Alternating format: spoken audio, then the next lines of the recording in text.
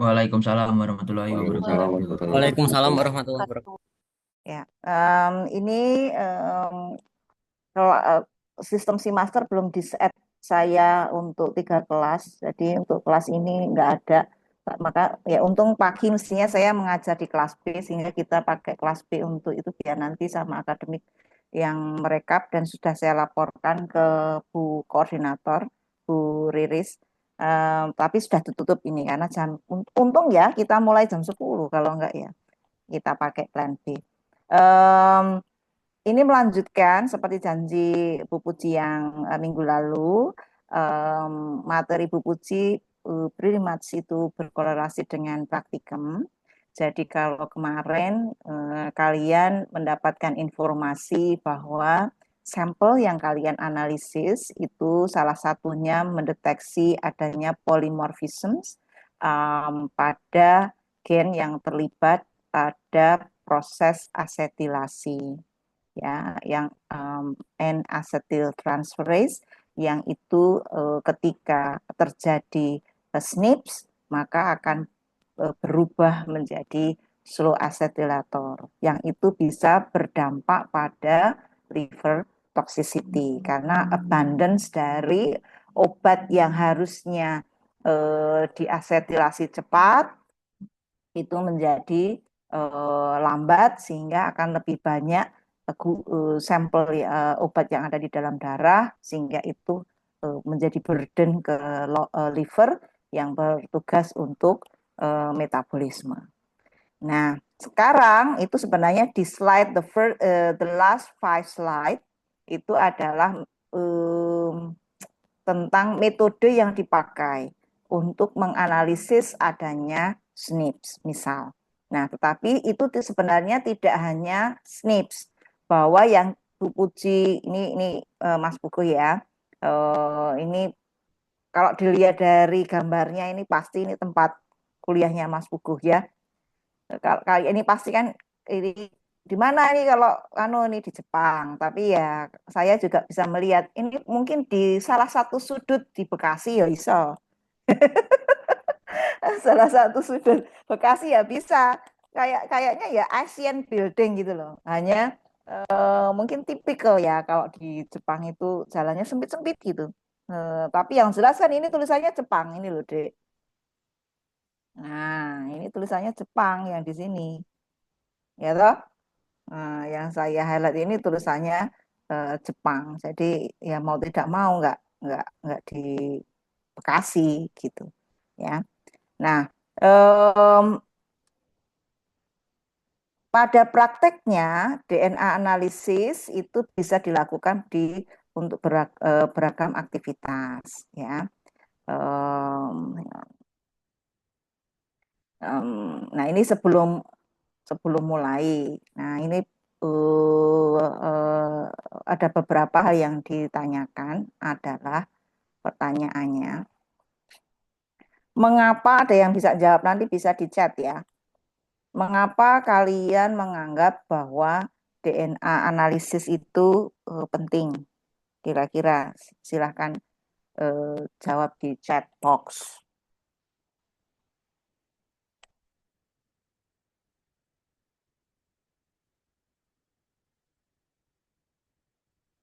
Ini bisa tuh. Kenapa itu PPT-nya jadi kayak gitu ya?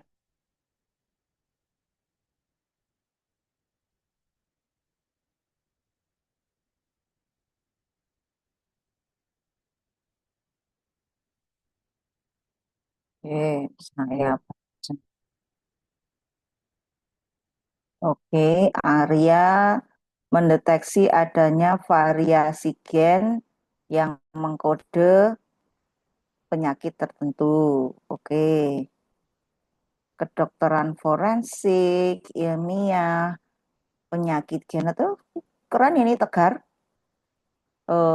Pengembangan obat, genetik, masalah pertanian, dasar dilakukan penyakit, forensik, resiko penyakit, blueprint genetik, very good. Mutasi, adanya mutasi. Oke. resiko penyakit infeksi virus. It's pretty good, ya.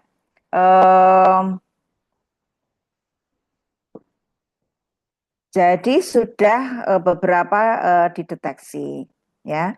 Kemudian so far itu ada berapa jenis DNA analisis yang kalian tahu?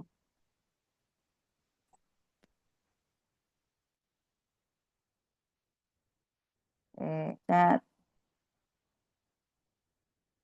saya cuma meneruskan tugasnya analisis jenis DNA. Oh, paternity test.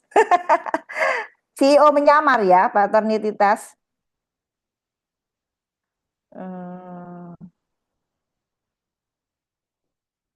Oke. Yes.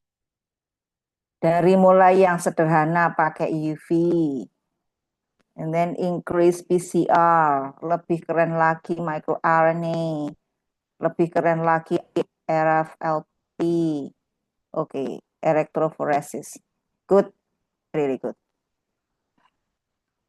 Nah, betul itu yang nanti akan kita sampaikan di sini.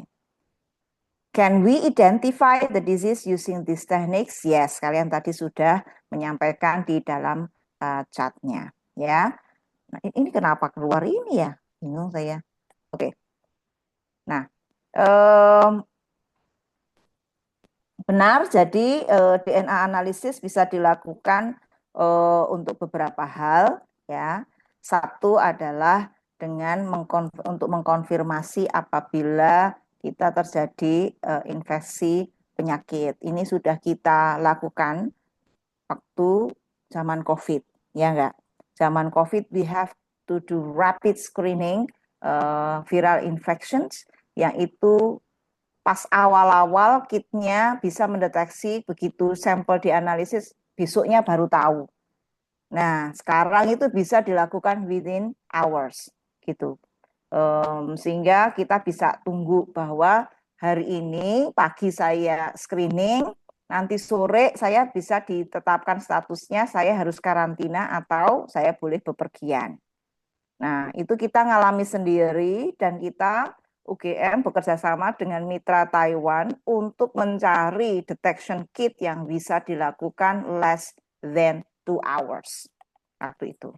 Jadi mengalami sendiri Bu Puji bagaimana hektiknya mencari alat untuk mendeteksi infeksi virus yang harus dilakukan oleh yang cepat.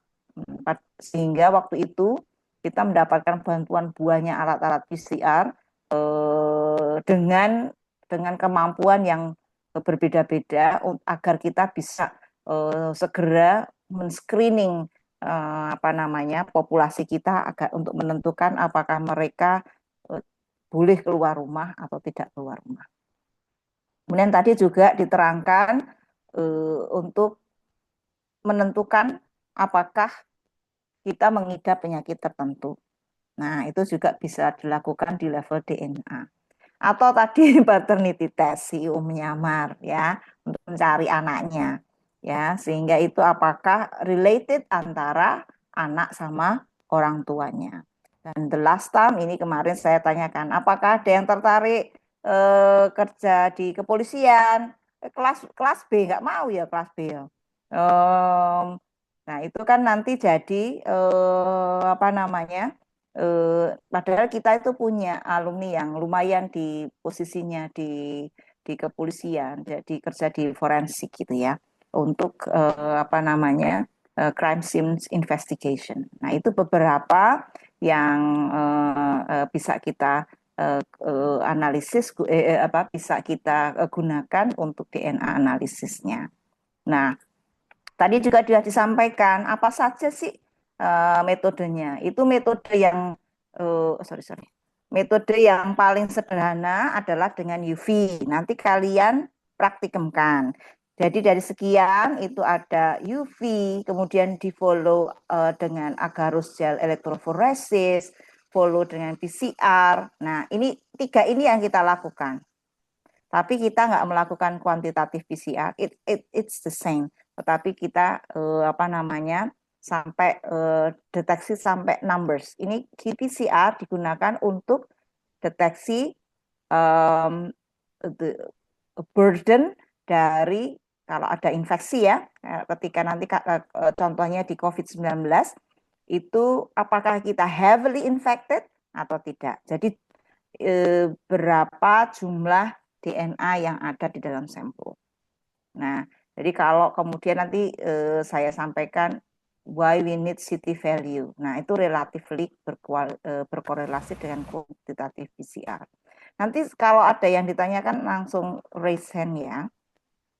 Kemudian ada beberapa teknik Norton, Shorten itu untuk DNA dan RNA maupun microarray untuk fast screening. Nah, satu-satu, nah ini waktu praktikum adik-adik, kalian nanti di hari pertama akan mendapatkan sampel darah. Sampelnya itu sekitar 3 mil. Ya, banyak itu 3 mil. Kalau kalian itu nanti kerja di real lapangan, maybe only get a drops. Atau mungkin kalau paternity tadi kasusnya kan, hanya dapat rambutnya 1 helai. Atau kalau pembunuhan itu darahnya ya mengspit, sehingga karena tercecer, sehingga cuma bisa di swab. Gitu ya. Nah, sehingga untuk praktikum kalian diberi sampel besar agar dapat DNA-nya jumlahnya tinggi. Nah, spektro itu dipakai untuk mengukur tingkat kemurnian dan konsentrasi dari DNA yang kalian analisis before you further doing other thing. Untuk mengetahui seberapa besar sampel saya itu murni dan mampu untuk kemudian saya analisis lebih jauh. Nah, ini biasanya konteksnya kalau mau untuk cloning dan sebagainya untuk mengidentifikasi adanya penyakit, maka kalian perlu tahu sumbernya itu berapa, sehingga cukup atau tidak. Otherwise, then you have to do PCR gitu. Menggandakan, tetapi kalau PCR kan hanya spesifik area. The total number DNA-nya kan enggak bisa. Total number DNA-nya kan the whole genome, ya. Nah, ada 2 caranya untuk mengukur konsentrasinya selain purity-nya. Ya, ada 2 ya, selain konsentrasi dan juga purity. Ditentukan oleh absorbansi dari DNA yang kalian isolasi itu dengan 260, rasio 260 280 atau 260 230. Nanti waktu praktikum, ketika kalian mencuci darah itu untuk ngambil darah, jadi kan itu merah ya, kalian harus get rid of those bad things, hemoglobin dan teman-temannya, itu semaksimum mungkin. Kayaknya dilakukan 2 kali washing, ya, dilakukan pencucian 2 kali. Nah, sehingga bisa mendapatkan yang lebih murni. Nah, itu tahapan isolasi unwanted materials biar pergi di tahap yang pertama. Waktu praktikum, tolong nanti diidentifikasi apa saja sih Bu buffer yang ditambahkan di dalam larutannya. Masing-masing punya fungsi sendiri-sendiri gitu ya, Dek. Jadi sebelum praktikum, kalian analisis buffer yang dipakai untuk washing untuk dapatin DNA itu apa saja. Itu masing-masing punya fungsi.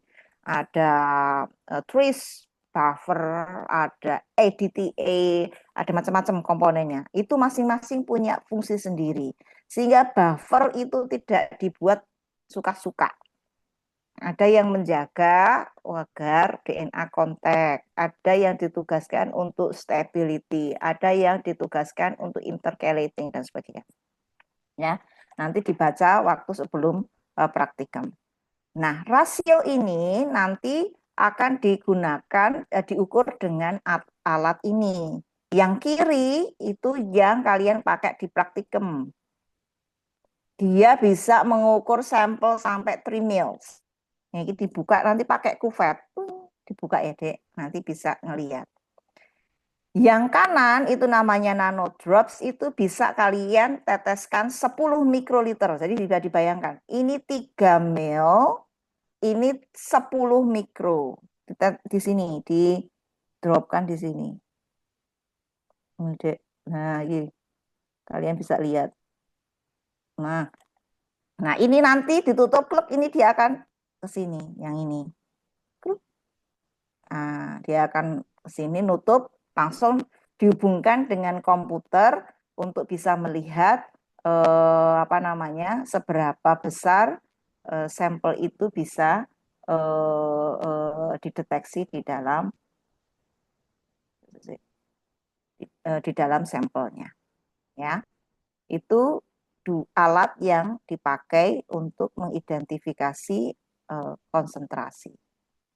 Ya, of course it's older fashion, slower, and new faster. Yang lab-lab baru pakai itu. Tapi kalian jangan khawatir, kalian yang kanan itu pun bisa kalian dapatin ketika kalian skripsi.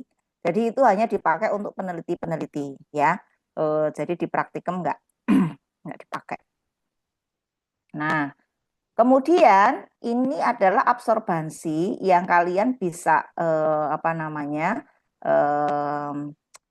cek ketika nanti sudah memasukkan di dalam alat itu tadi, ya. Itu nanti kalian bisa lihat absorbansinya, ya, dengan panjang gelombang tertentu. Nah, ini kan 260 ya. Nah, ini 260.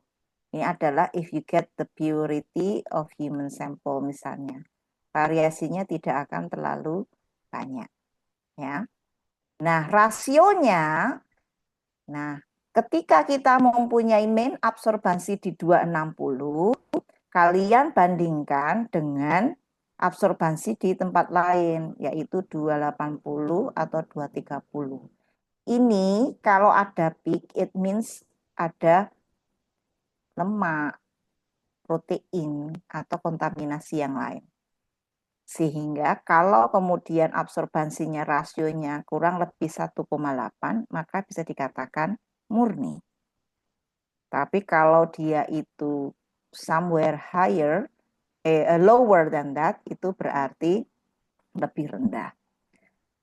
Kalau RNA itu sekitar 2, ya. Jadi kalau anything below than that, it means ada peak sebagai pembaginya di 280 atau 230, ini adalah showing kontaminan. Ya, otomatis kan nilainya lebih rendah kan pembaginya ada peak. Gitu. Nah, ini ada nih. Lower ratio itu protein. Nah, fenol ini kenapa ada di situ, Bu? Fenol ini dipakai ketika kalian, nah yang protein itu kemungkinan ketika kalian pas membersihkan awal, waktu pertama kali mendapatkan DNA, kan itu ada buffer yang menghilangkan plasma, ya. Kan DNA-nya itu waktu itu nanti di plasmanya itu akan dihilangkan. Nah, itu maybe kalian nggak bersih gitu dengan 2 kali sehingga masih ada protein. Nah, fenol itu dipakai untuk memurnikan lagi. Nanti jadi dengan fenol dan kloroform. Nah, fenol dan kloroform itu dipakai untuk memurnikan lagi. Tetapi kadang-kadang ketika kalian apa ya namanya, menguapkan itu kan nanti begitu udah dapat itu tubes 2 milnya itu harus di air dry, dikeringkan gitu beberapa saat sebelum kemudian dipakai untuk the next eksperimen yaitu PCR. Nah, itu apa namanya? Kalau kemudian kalian nggak kering, maka akan terdeteksi DNA-nya itu ada fenolnya ketika kalian memurnikannya, ya. Karena memang dipakai selama proses isolasi, ya. Similarly, ya, nanti di 230. RNA typically have higher to 60 to 80 ratio, ya. Karena dia punya perbandingan apa urasianya lebih banyak daripada timin. Nah, ini adalah sebentar. Bu Puji akan memberikan contoh beberapa jenis kontaminan. Ini kalau 230 ya. Nah, ini beberapa jenis kontaminan yang mungkin ada. Yang ini akan men-shift peak-nya.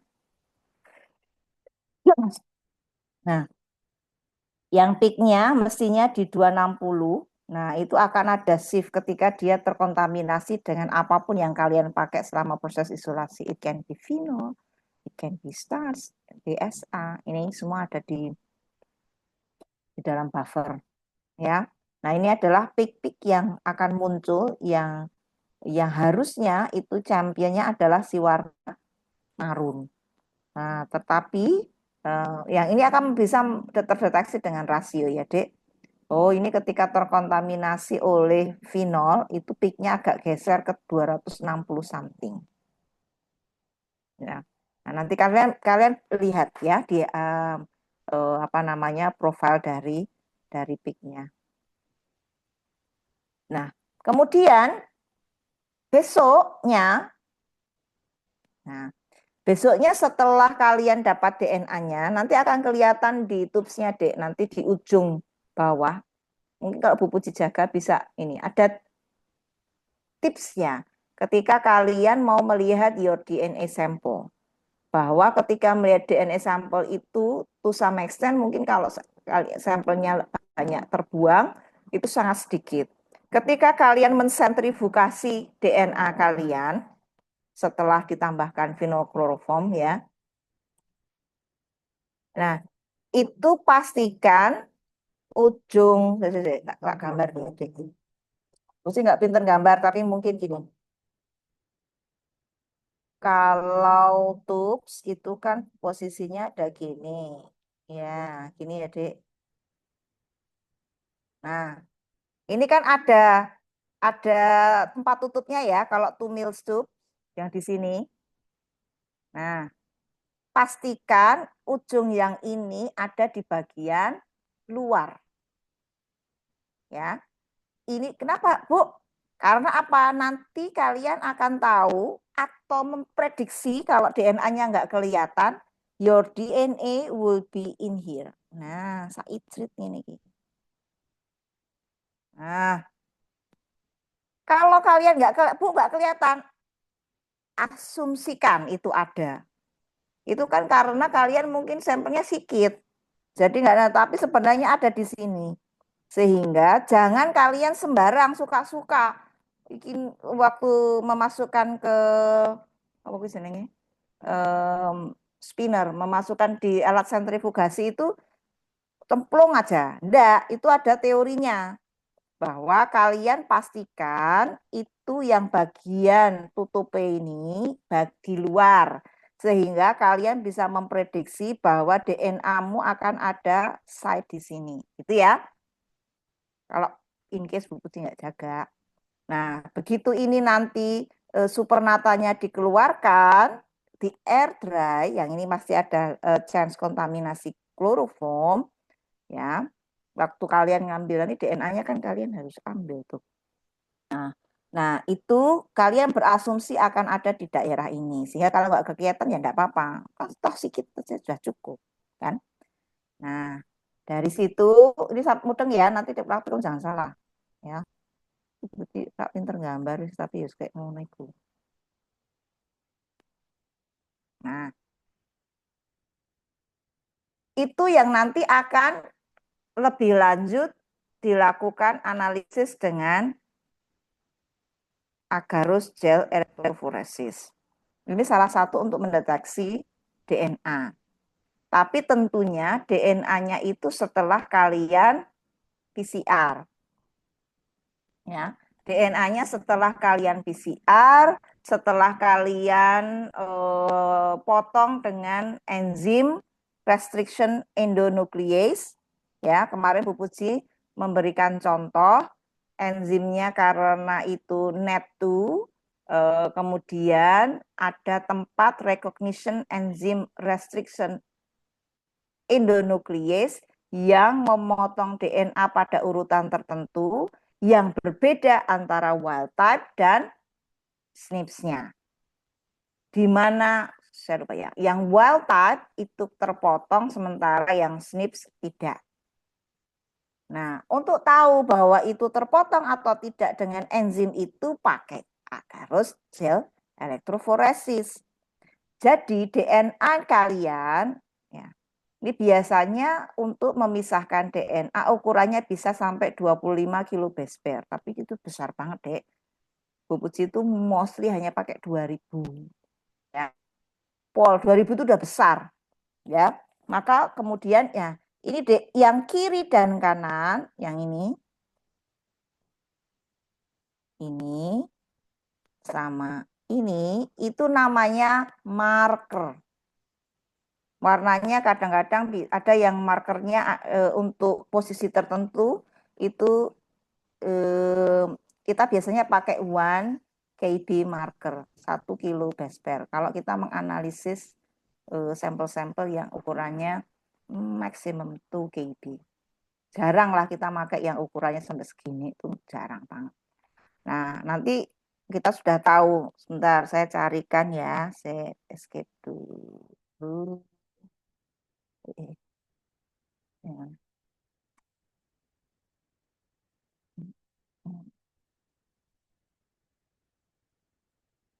Ini deh.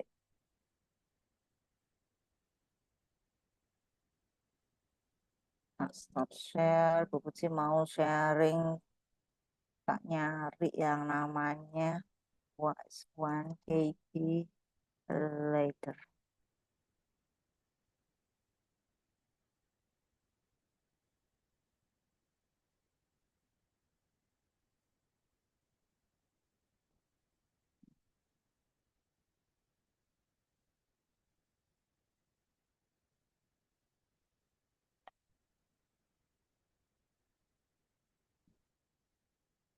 Kok mana toh?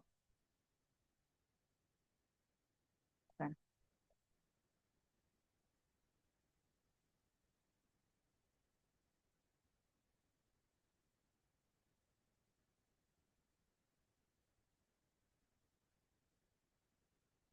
Kita kasih contoh ya.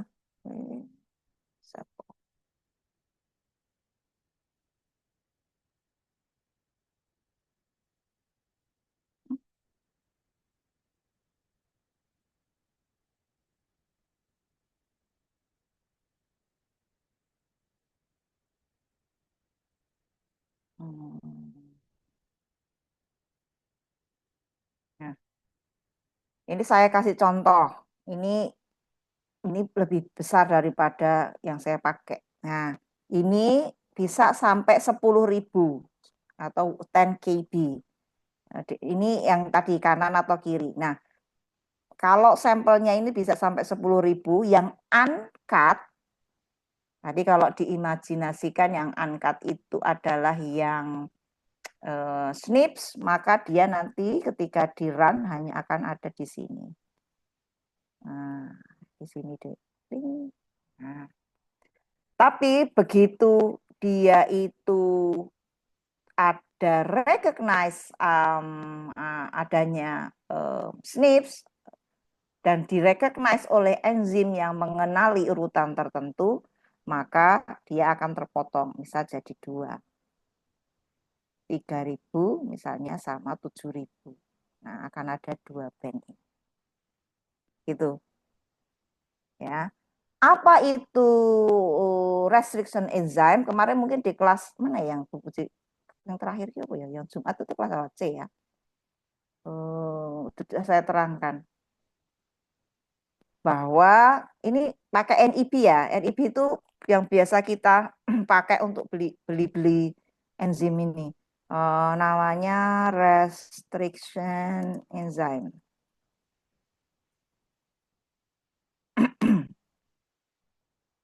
NIB sih, sorry. NIB.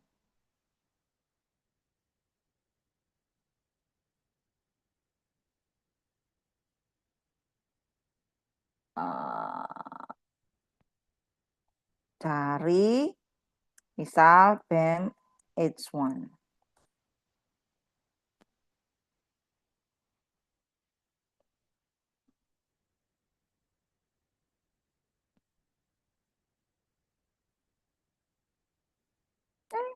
Sorry. No, this.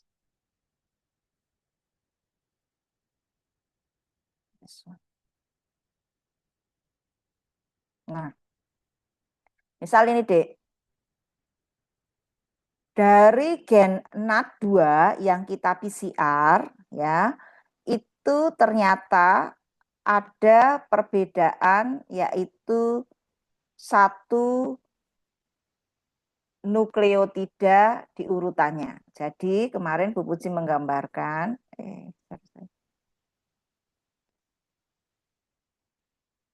ini sama-sama NAT2, gambarkan gini ya. Ini adalah yang wild type. Sorry. Nulisnya kok jahat. Wild type. Yang satunya S N I. Ada SNP. Nah, urutan di wild type itu G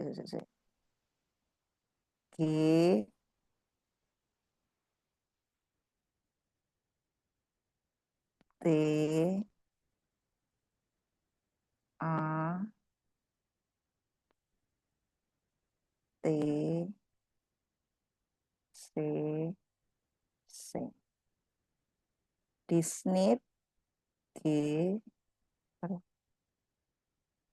G A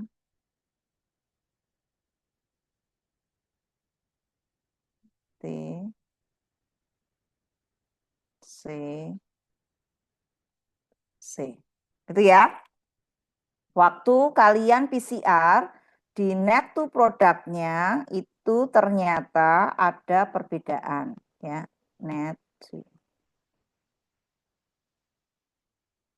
Nah, kalau kemudian dipotong oleh restriction endonucleases yang mengenali urutan ini, nah kira-kira yang nanti terpotong di wild type atau SNPs-nya?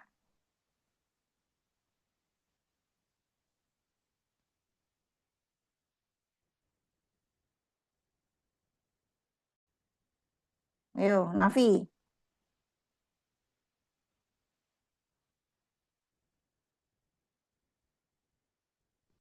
Nafi, where are you? Bisa diulang Bu pertanyaannya? Oh, kamu pasti nendi kamu. Bu Puji itu ngampe gambar-gambar ngono wae. Yang lain. Oke. Oke, good, very good. Anissa, Nixie. Jadi yang terpotong adalah yang di SNPs. Karena apa? Dia enzim yang kita pakai hanya mengenali urutan yang mengandung. Tak takoke lho ini ujian ya. Awas kalian ya. Jadi nanti hanya posisi asam, nukleotida tertentu yang di-recognize oleh enzim yang kita pakai hanya bisa memotong ini. Ini nggak bisa, karena apa? Loh, ternyata instead of GGATCC, dia adalah GT. Nggak sama, dia nggak mau motong. Sehingga, nah itu kembali di kuliah. Nah,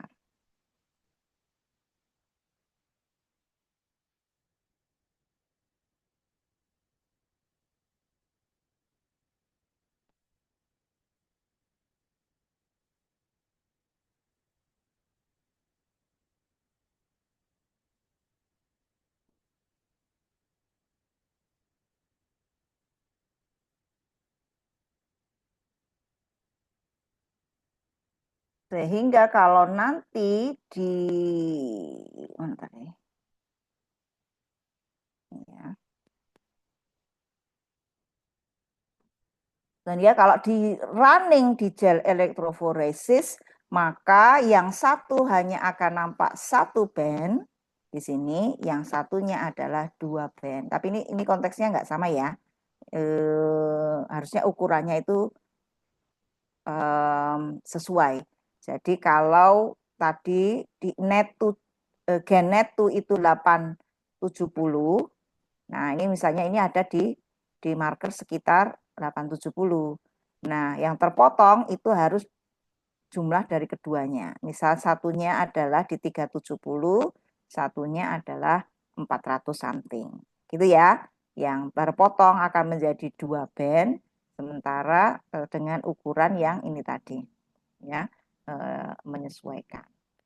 Nah, itu gunanya dari gel elektroforesis untuk bisa memisahkan DNA dengan ukuran yang berbeda.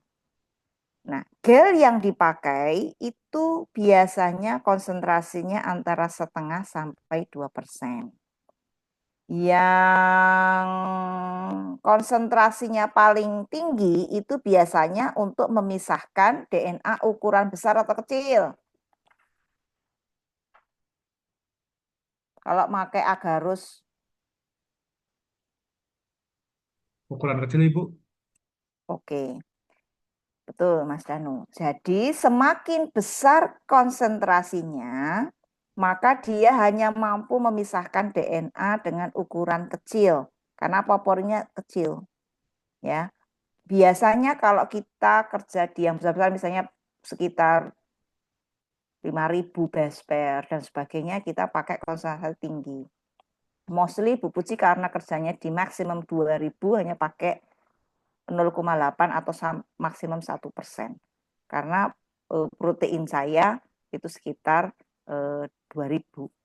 Nah, kalau kemudian kerjanya hanya kerja di 1.000 ke bawah, nah kalian itu biasanya pakai konsentrasi yang lebih tinggi, bisa 1,5, 1,2. Nah, itu agar pemisahannya lebih baik, gitu ya. Nah, saya tanya, DNA itu muatannya negatif apa positif?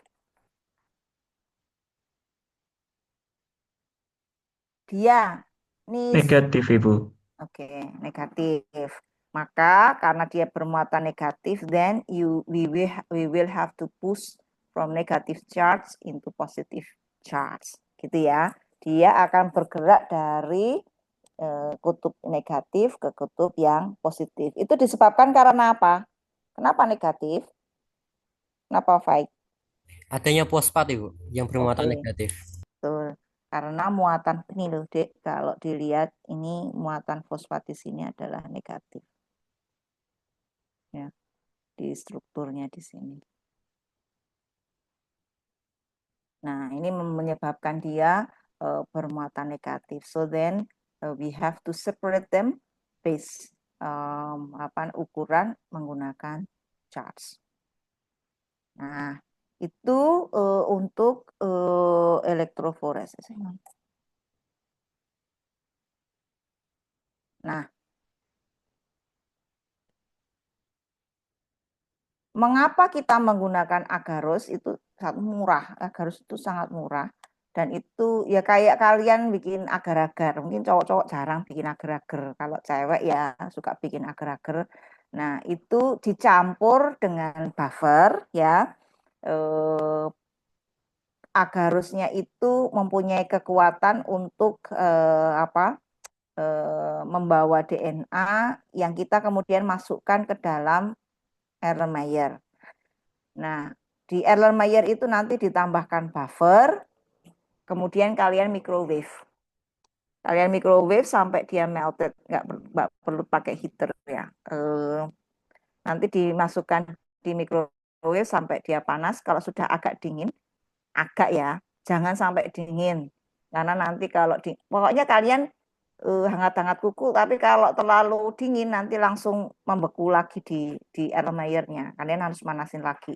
Sehingga setelah dipanaskan, nah ini ada yang namanya chamber, nanti berisi buffer.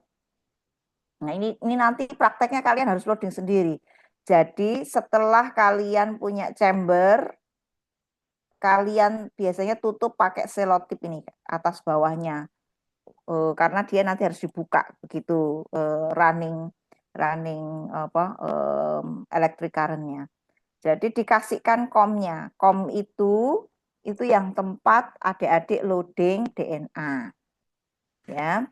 Setelah kemudian itu Erlenmeyer yang berisi melted agarose dituang, baru biarkan dia dingin nanti kayak agar-agar. Baru kemudian komnya sisirnya ditarik. Nah, nanti ini akan berlubang. The tricky thing ketika kalian itu nanti di lab, ini kan nggak kelihatan lubangnya ini. Ya, lubangnya itu nggak kelihatan karena sama-sama bening. Sehingga nanti sampel kalian itu harus ditambahi dye. Cat ya, cat bromphenol blue. Nah, cat bromphenol blue yang kalian tambahkan di sini agar dia bisa kelihatan, oh, sampel saya sudah masuk. Nah, ini pun nanti akan ditambahi apa namanya? Loading dye. Loading dye itu yang mengandung glycerol yang dia lebih berat daripada air. Karena kalau enggak, kalau hanya buffer aja, Dek, nanti sampelmu ada di buffernya, enggak pernah bisa masuk, sehingga dikasih loading dye. Nanti diperhatikan, loading dye mengandung apa saja. Dia yang nanti akan membawa turun itu ke dasar lubang. Pada saat memipetkan ini hati-hati, hold your breath gitu. Ya. Karena apa? Ini hanya 10 mikro ya. Begitu kalian masukkan ke situ, kalian nggak cermat, nggak masuk ke sini, nanti akan keluar sehingga you only get small numbers DNA. Ya, nanti waktu praktikum silahkan kalian latihan ya, karena teknik pipetting akan sangat berpengaruh di tahap ini. When you load the sample. Gitu ya, kalau tekniknya dredeg-dredeg, kalian udah pernah pegang pipet toh? Di praktikum mikro toh? Ya enggak? Sudah, Ibu. Nah, itu nanti tolong setiap student handling ya, latihan cara loading sampel.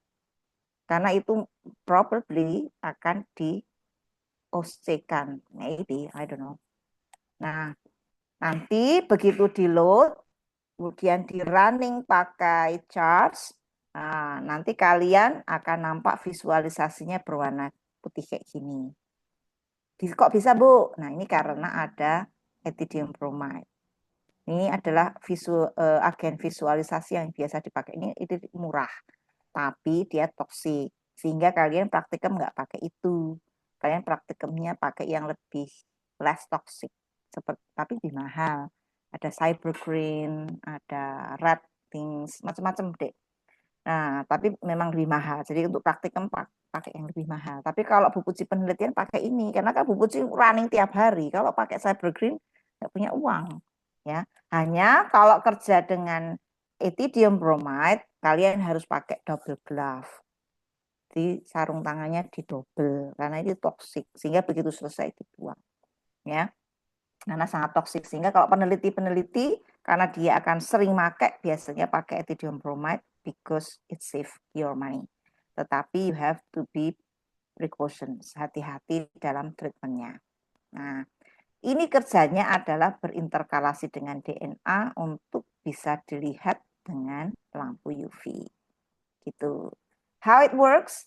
Nah, ini biasanya di daerah CG region dari DNA, dia akan melekat ke situ, ruptures Watson-Crick reaksi ya. Ikatan Watson-Crick-nya, hidrogen bond-nya itu di rupture, dia akan mencari posisi CG lainnya, dan karena ada di buffer, itu DNA akan berusaha balik kembali somehow sampai ethidium bromide-nya itu terterap ke dalam double helix DNA.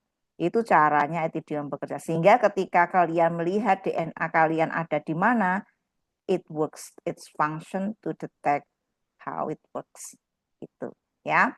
Dilihatnya di sini, Dek. Nah, ini Bu Puji yang kemarin cerita. Waktu kuliah S3 di tahun 2006-2007 saya masih pakai darkroom. Ini kan gelap nih. Yang sebelah kiri nih. Ini kan gelap.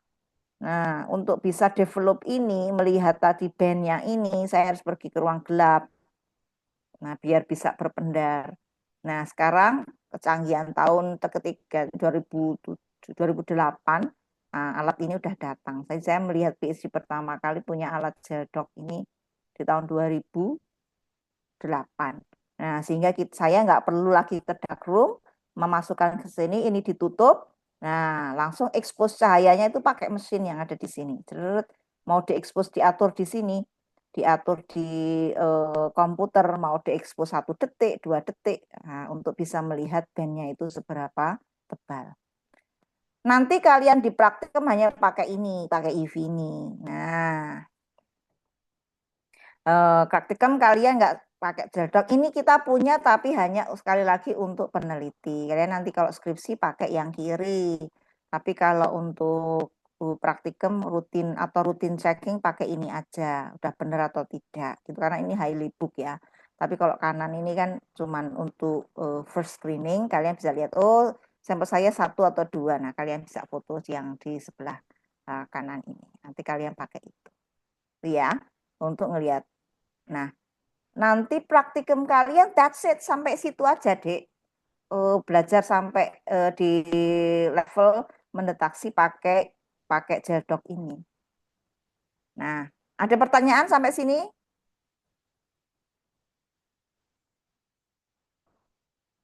No. Oke. Now move ke fase sebelum running gel elektroforesis. Sampelmu harus, kan tadi dapat DNA, ya kan? Kalian dapat DNA kan masih bulky. DNA-nya itu kan genom. Semua DNA yang ada di sel. Tapi kan kalian akan menganalisis hanya gen khusus yang namanya NAT2. Nah, gen itu harus diperbanyak atau diperbanyak.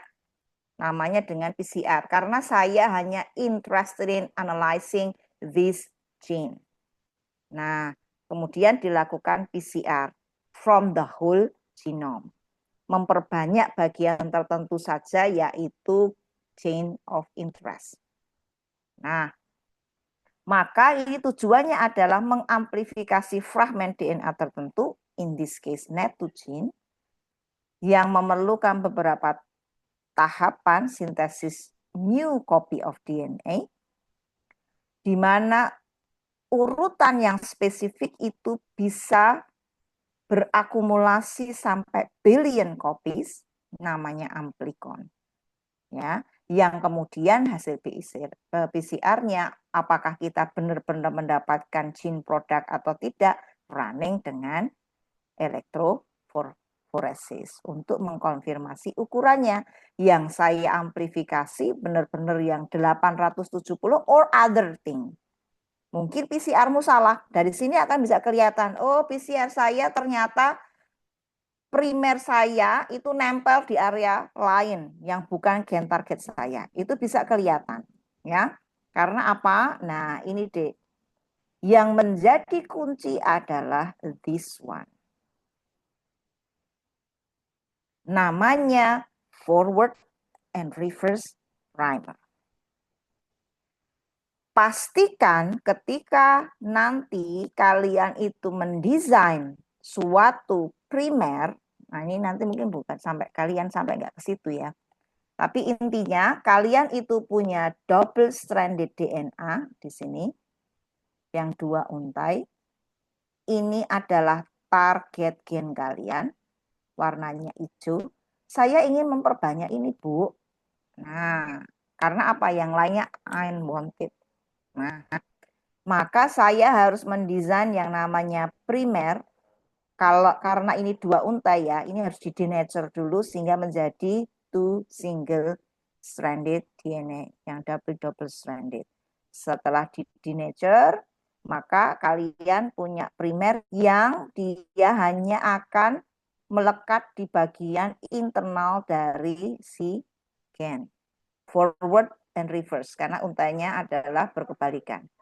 5 to 3 prime and 3 to 5 prime, ya. 5 aksen, 3 aksen, 3 aksen, 5 aksen, sehingga kita nyebutnya forward and reverse primer. Prosesnya ini kenapa, Bu? Kemungkinan bisa yang teramplifikasi di daerah lain. Maybe ini itu somewhere, karena DNA kan besar, dia bisa anneal di beberapa area yang lain di dalam genom, which make them amplify other gene. Nah, sehingga itu nggak berupayakan untuk tidak. Sehingga ketika kalian itu mendesain primer, nah itu harus kalian ketahui urutan dari sequence-mu ini dulu. Jadi urutannya apa, sehingga kalian harus mendesain dengan kriteria tertentu. Nanti ada beberapa syarat primer, sisi kontennya sekian persen, bla bla bla bla. Nah, itu di daerah sini.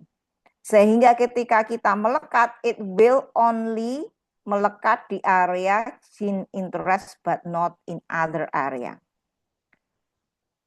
Nah, begitu ini annealing, ya annealing itu proses pelekatan, dilanjutkan ekstensi.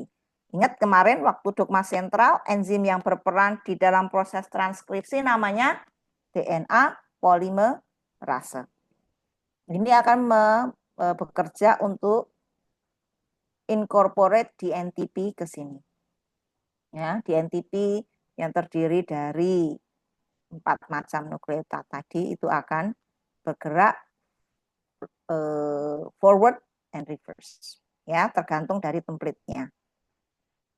Cycle-nya dilakukan many times waktu proses extension, sehingga ini kalau the second cycle itu bisa 8 copy, the third cycle 16, dan seterusnya dan seterusnya. Ya, sehingga kalian bisa mendapatkan kopi dengan jumlah yang besar. Itu dalam siklus PCR. Nah, ini sampai kemudian di tiap tahapannya kalian akan mendapatkan kopi DNA dalam jumlah yang doubling. Ya. Nah, ini adalah siklus secara umum ya, dari mulai dia denaturasi, umumnya temperaturnya tinggi antara 94-95, followed by annealing kurang lebih 50, followed by extension 72, and then ini steady state. Nah, ini didiamkan biasanya 4 degree, this one, stop. Nah, ini suhu ini tidak, ini hanya reference. Kalian perlu mengoptimalkan. Kita sebutnya adalah gradient PCR. Gen tertentu dengan primer tertentu akan optimal ketika kita men-set proses ini dengan tepat. Makanya ini ditulisnya kan kayak gini, Dek. Apa ya, kayak gini nih loh. Sorry. Nih, ini kenapa kurang lebih? Nah, ini kan kurang lebih nih. Karena tidak harus seperti itu. Jadi bisa 51, bisa ini tuh bisa 68, bisa 70 gitu ya. Tapi ranging from this area. Jadi kadang Bu Puci untuk melihat apakah proses PCR saya itu bagus, bisa doubling. Ini terutama kenapa? Karena sampelnya kan kita sangat sedikit.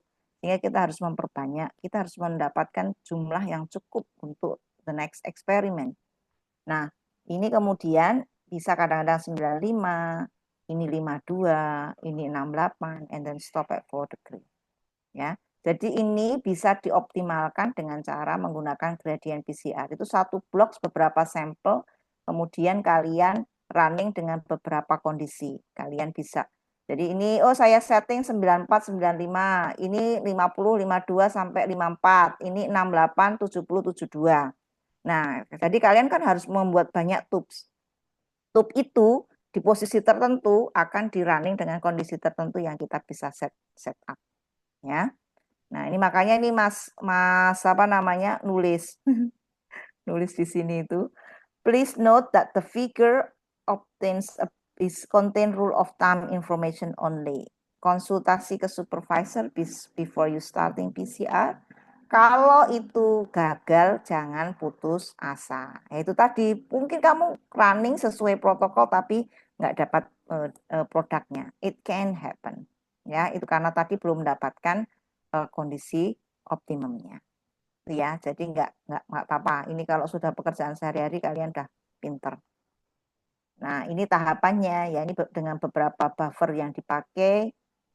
Nah, selain itu kondisi gradien, itu tangan itu sangat berpengaruh ketika proses nambahi. Itu mirip kalian bikin kue. Ini kan resepnya sama, Bu. Itu. Tapi ketika kalian cara membuatnya itu nggak pinter, nggak jadi, ya kan? Sama-sama bikin kue cake, satu bantat, satu enggak. Ya ini sama ketika PCR. Biasanya itu yang namanya polymerase ditambahkan terakhir karena dia nggak stabil, ya. Kemudian ini buffer itu ini prosesnya biasanya nambah-nambah dulu, baru yang terakhir adalah apa namanya polymerase-nya, ya. Ini ketika kalian nambah kue kalau dan tidak di-maintain di suhu dingin, ketika nambah-nambah itu juga nggak jadi. Nah, sehingga harus everything put on ice. Itu nanti waktu praktikum gitu ya. Hanya di lab kita itu nggak punya ice crusher gitu loh. Tahu anu toh? Es gosok nggak? Es gosok yang ada sirupnya itu, ya. Kalau kalian di SD itu ya. Nah, itu harusnya gitu. Kalau di lab yang sudah maju itu punya ice crusher. Jadi kita pakai itu untuk keep on ice. Tapi kita punyanya balok-balok yang besar. Itu kan sulit untuk masukin untuk masukin tubes itu sulit deh. Nah, itu nanti dimasukkan ke situ. Nah, ini prosesnya. Apa bedanya dengan qPCR? Mostly the same, ya. Hanya bedanya adalah bersifat kuantitatif. Ya. Jadi dan karena PCR harus ada yang kita namanya kuantitatif, qPCR ada PC yang connected sama PCR itu karena kita akan ngelihat seberapa burden. Jadi sama dengan PCR, the difference itu adalah dia karena real time dia akan termonitor dengan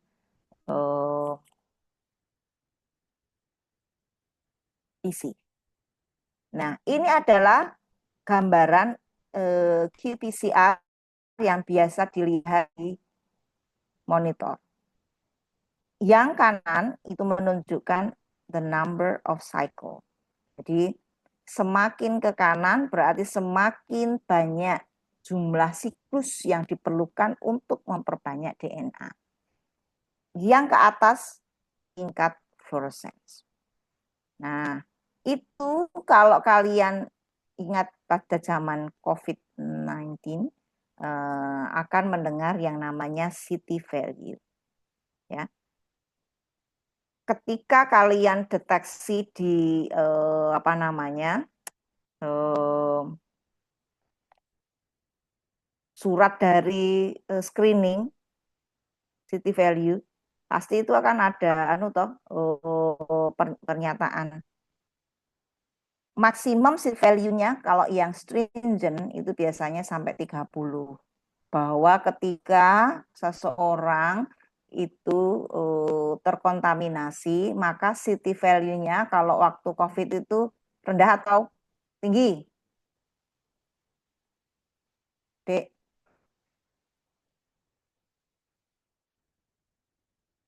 Kalau orang terinduksi kontaminasi, maka city value-nya itu lebih tinggi atau lebih rendah? Akila.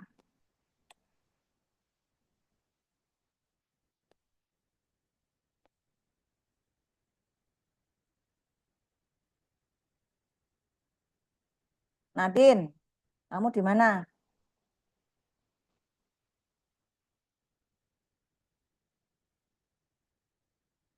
Kemana kamu, Nadine? Nadine, kelas C. Hadir Ibu, city value-nya lebih tinggi mungkin. Ada yang setuju dengan Nadine kalau dia heavily infected, city value-nya lebih Lebih tinggi rendah, atau Ibu. lebih rendah? Kenapa? Ini kalau kalian membutuhkan siklus yang lebih besar, otomatis, nah ini city value itu ditentukan ketika adalah bagaimana dia reach threshold. Nah, jadi ini city value yang rendah, ini adalah di sini. Ya, ini contoh. Ini city value-nya lebih tinggi. Nah, yang sebelumnya adalah 10, sesudahnya 15.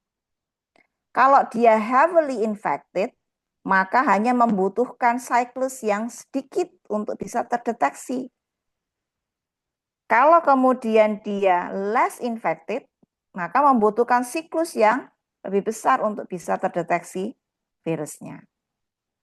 Sehingga zaman itu, nah kita membuat regulasi mostly 30-35 cycle itu sebagai batasan maksimum. When membutuhkan siklus terdeteksi sampai city value-nya 35, itu semua harus karantina.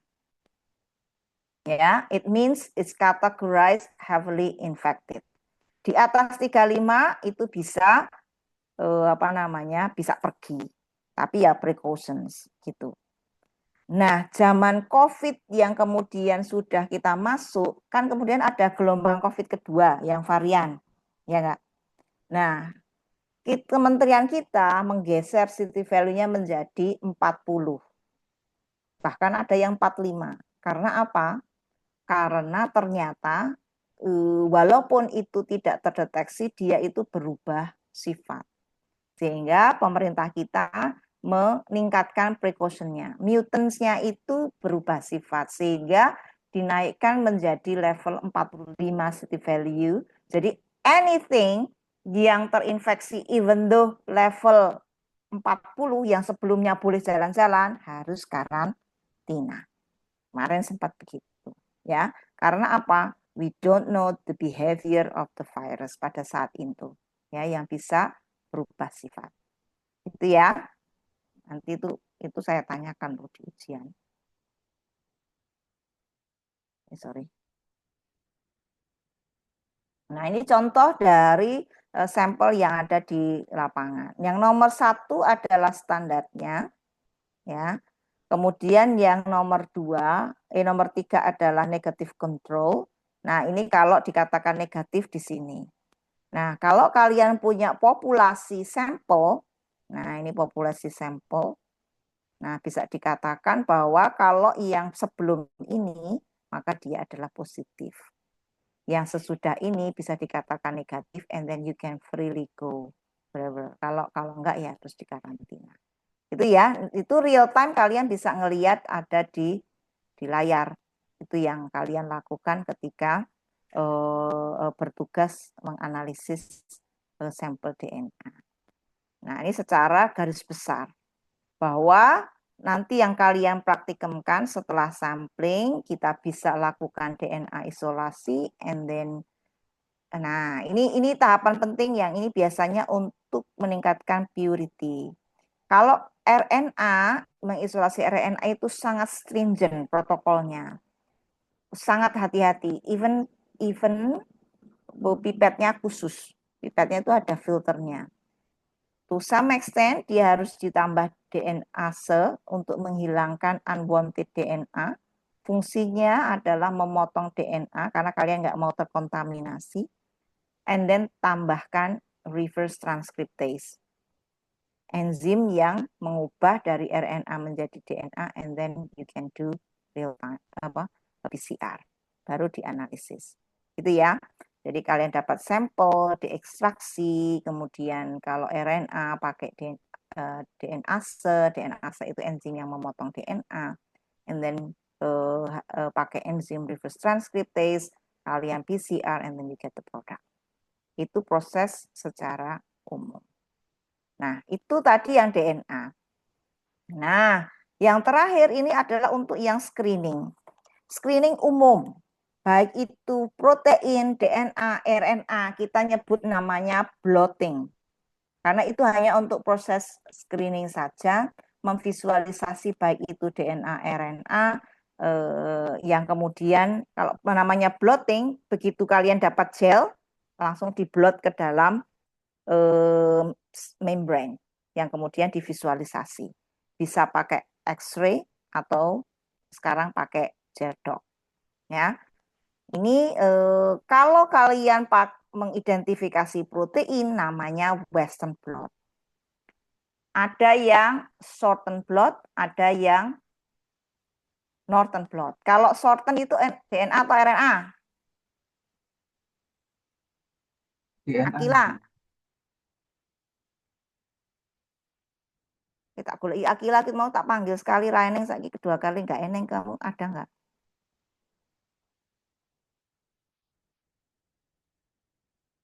Akila. Jenenge sapa iki? Kelas B. RNA, Akila Ibu. Maulidia. RNA, Ibu. RNA itu apa? Shorten apa Northern? Shorten. Nah, satunya lagi si Ajeng.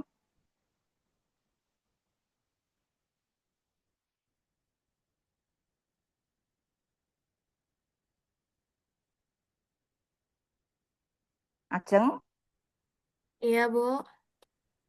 shorten itu mendeteksi DNA atau RNA? RNA. Oke, seluruh salah kui. DNA Ibu. Iya iya. Ajeng karo apa kuwi jenenge Akila ki ngendi kuwi. Ya. Jadi ini Western untuk protein, shorten untuk DNA, Northern untuk RNA. Prinsipnya sama. Kalau yang protein pertama ya, kemudian ini sampel kalian dapatkan. Kalau yang ini proteinnya biasanya ada di lysate, different with DNA yang ada di nukleus. Ya, dipisahkan, kemudian ditransfer ke membran. Membrannya itu kemudian diberikan deteksi konjugasi untuk bisa dilihat seberapa itu proteinnya akan running di dalam gelnya. Itu kalau protein. Similarly, nah untuk DNA. Jadi ini yang DNA Northern dan Southern itu kalian DNA-nya diekstrak dari sampel darah, dipotong pakai restriction enzyme seperti Bu Putih sampaikan. Kalian run di dalam gel ya. Kemudian ya setelah di running tambahkan probe ya, tambahkan probe tadi radioaktif. Kalau ini pakai radioaktif. Tapi kalian tadi pakai ethidium bromide. Kemudian dicuci, intinya ditransfer ke membran. Ini adalah membran yang dipakai untuk mentransfer tadi DNA ya. Baru kemudian dipindahkan ke X-ray. Ya. Ini membran yang dipakai. Similar tadi kalau dibandingkan dengan ini. Hanya kalau yang ini adalah yang dipisahkan adalah protein. Sementara yang ini DNA atau RNA. Itu ya. Jadi ini visualisasinya sampel yang di elektroforesis diblotkan ke membrane. Kemudian tambahkan radioaktif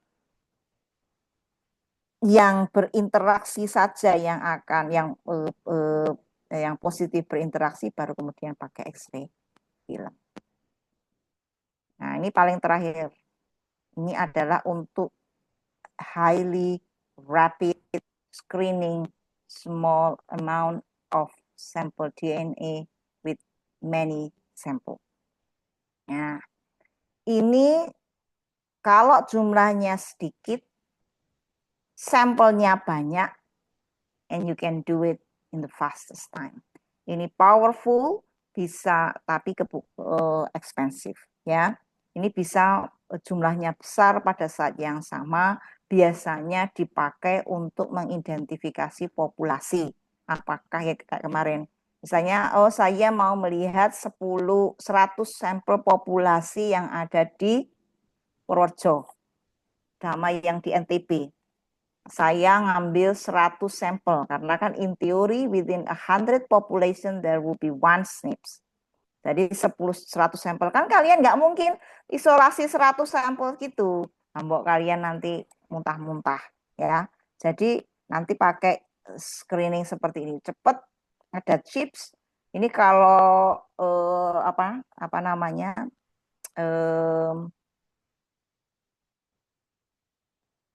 Apa namanya itu? Kartunnya. Nah, kartunnya. Kartunnya ini chips itu nanti bisa kelihatan di sini. Ini sampel A, sampel B. Ya, sampel A itu apa namanya? Punya copy numbers lebih banyak dibanding yang B. Nah, kalau kemudian setelah dideteksi hibridisasi, proses yang ada di sini, ya, setelah dihibridisasi,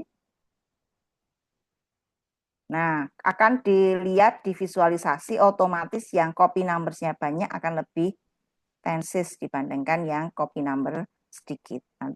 Nanti akan kelihatan di visualisasi kayak gini. Ini kasusnya deteksi penyakit kanker.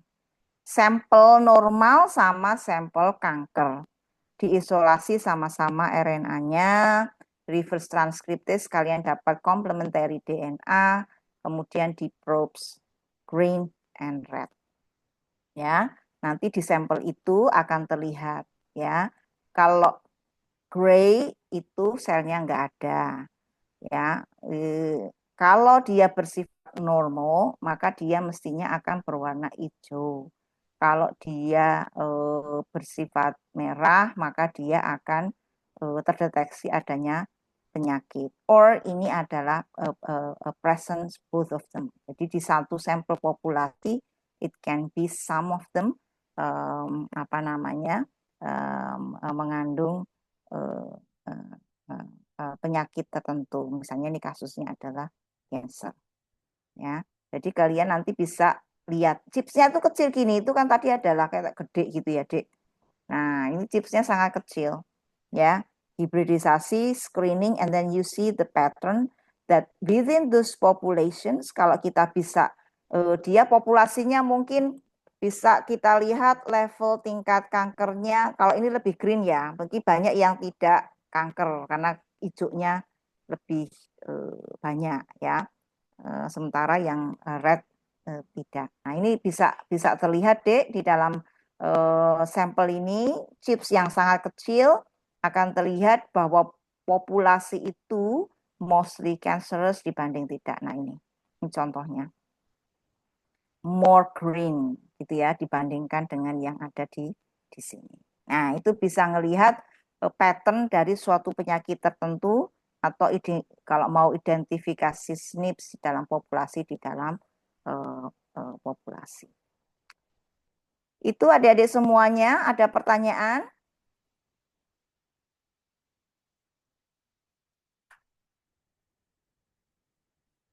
Oke.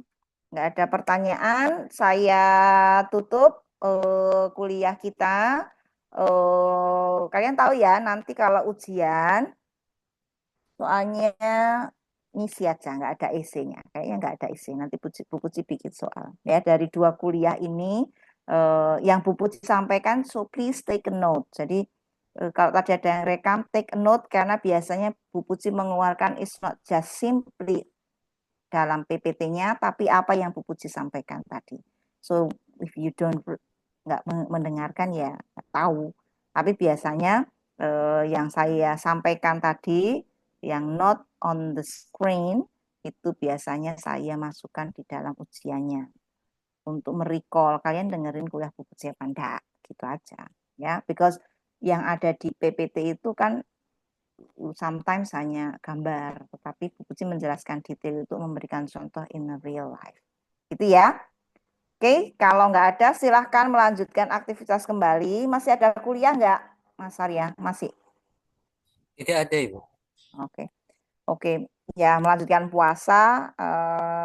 Saya tutup. Assalamualaikum warahmatullahi wabarakatuh. Salam sehat untuk semuanya. Waalaikumsalam.